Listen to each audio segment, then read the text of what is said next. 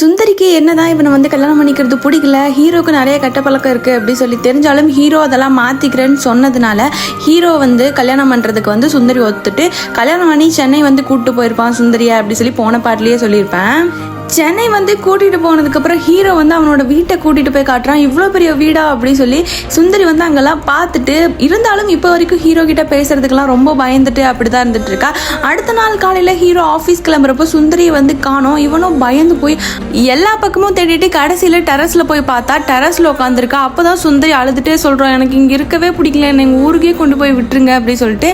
அதுக்கப்புறம் ஹீரோ சமாதானப்படுத்தி அவனோட ஃப்ரெண்டு கிட்ட வந்து சுந்தரியை கூட்டிகிட்டு போய் விடுறாங்க. அதுக்கப்புறம் இங்கே கல்ச்சர்லாம் சுந்தரி புரிஞ்சுக்கிட்டு ரெண்டு பேரும் ஹாப்பியா இருக்க ஆரம்பிக்கிறாங்க. இப்படியே இவங்க லைஃப் கொஞ்ச நாள் நல்லா போயிட்டு இருக்கப்ப ஹீரோ வந்து அவனோட ஆஃபீஸ்ல இருந்து அவனோட கொலீக்ஸ் எல்லாம் கூட்டு வந்திருப்பான். அப்போ ஹீரோவோட ஃப்ரெண்டு சுந்தரியை பார்த்ததும் ஹீரோக்கு வந்து சுத்தமா பிடிக்காம அங்கேயே கத்திடுறான். அதை வன்மமா வச்சுட்டு ஹீரோ வந்து அந்த கம்பெனில இருந்து வேலையை விட்டு தூக்கிடுறாங்க. இதுக்கப்புறம் தான் இவங்க ரெண்டு பேத்துக்குள்ள பிரச்சனையே ஸ்டார்ட் ஆகுது.